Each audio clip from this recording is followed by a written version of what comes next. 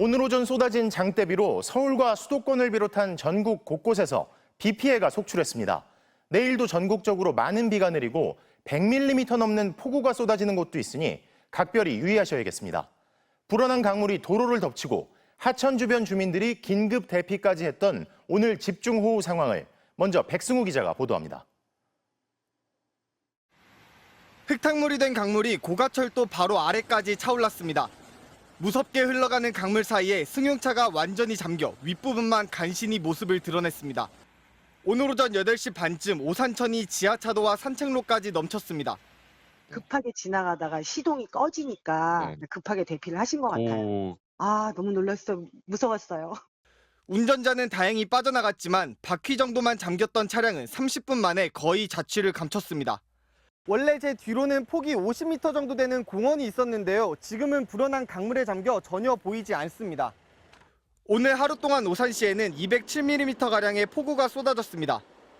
오산천 탑동 지점에 홍수경보가 발령되면서 근처 주민들한테 대피령이 발령됐습니다.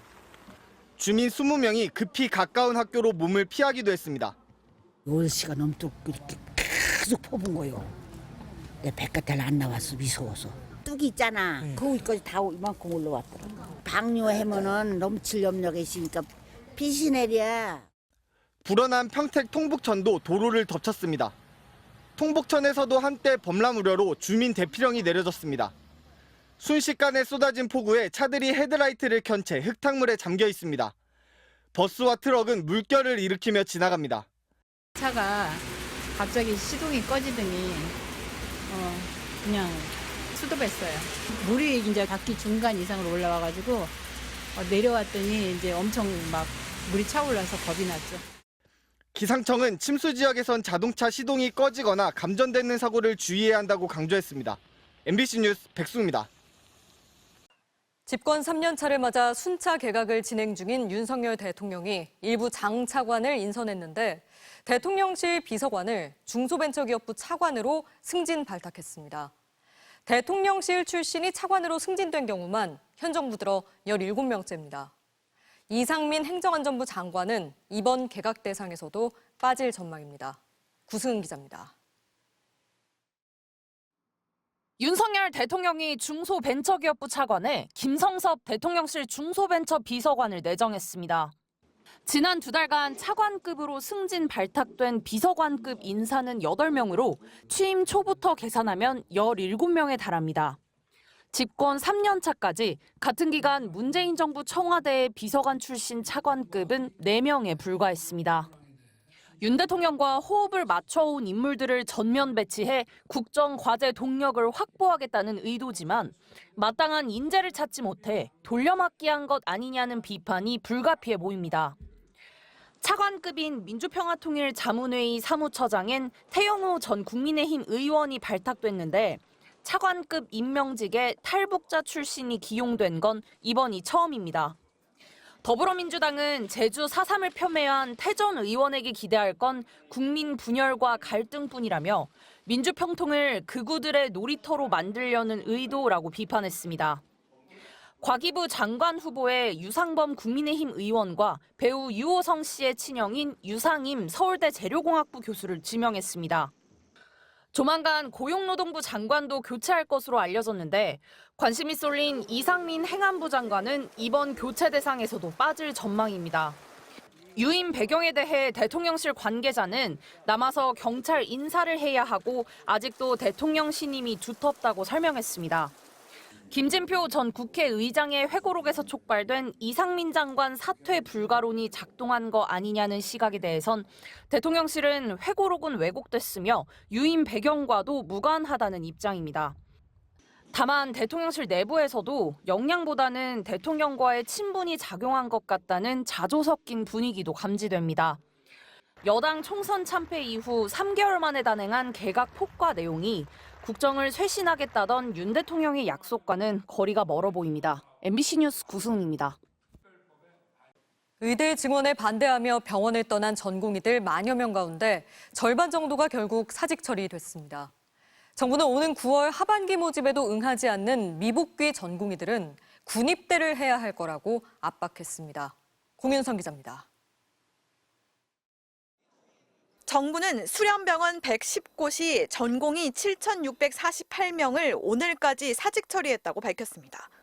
전국 151개 수련병원 전공의 13,000여 명 중 56.5%에 달합니다. 수도권 5대 종합병원의 경우 92%가 사직 처리된 걸로 집계됐습니다. 아직 사직 처리 절차가 진행 중인 나머지 41개 수련병원을 고려하면 사직 전공의 규모가 10,000명을 넘기는 건 시간 문제일 걸로 보입니다. 그간 정부가 면허 정지 등 행정 처분을 철회하고 수련 특례 같은 유인책을 제시했지만 전혀 효과가 없었던 겁니다.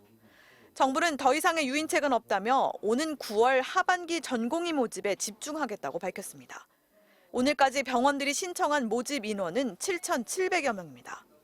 지방 전공의들의 수도권행을 유도하기 위해 권역 제한도 풀기로 했지만 실제 지원자는 많지 않을 전망입니다.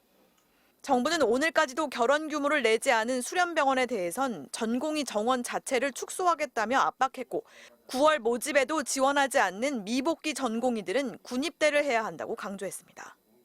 9월 하반기에 복귀하는 전공의들에 대해서는 군 입영 연기를 이렇게 특례를 적용할 예정입니다. 하반기에 복귀하지 않은 전공의들에 대해서는 군대에 입대를 하셔야 됩니다. 의료계는 요지부동입니다. 미응답 전공의들을 일괄 사직 처리한 일부 의과대에선 교수들이 반발하고 있고 전공의들은 병원장들을 직권 남용으로 고소까지 했습니다. 이대로라면 전공의 10,000여 명이 없는 최악의 진료 공백이 내년 9월까지도 이어질 거란 우려가 나옵니다.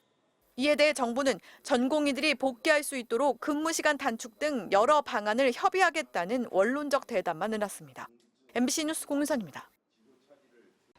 동성 동반자도 건강보험 피부양자로 등록할 수 있다는 대법원 판결이 나왔습니다. 동성 부부의 법적 권리를 일부지만 인정한 최초의 사례입니다. 조희원 기자입니다. 5년 전 가족과 친지들의 축복 속에 결혼식을 올린 소성욱 김용민 부부.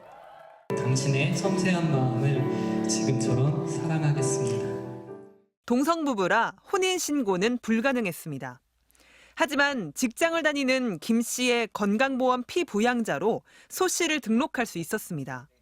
건강보험공단만큼은 배우자라고 인정해 준 겁니다. 그런데 이 사실이 언론에 공개되자 공단이 자격을 취소했습니다. 부부는 소송을 냈습니다. 1, 2심은 엇갈렸습니다. 1심은 동성결합과 남녀결합이 본질적으로 같다고 볼 수 없다며 기각했지만 2심은 성적 지향을 이유로 차별하는 건 헌법상 평등 원칙에 어긋난다며 피부양자 자격을 인정했습니다. 대법원도 동성 부부의 손을 들어줬습니다. 동성 동반자는 부부에 준할 정도의 경제적, 생활적 공동체라며 동성이라는 이유만으로 사회보장제도에서 배제하는 건 인간의 존엄과 가치, 행복 추구권, 법 앞에 평등할 권리를 침해한다고 했습니다. 반대 의견도 나왔지만 9대 4로 대법원이 동성 부부의 법적 권리를 처음으로 인정한 겁니다. 판결문을 읽을 때 동성 동반자라는 표현을 써주셨어요.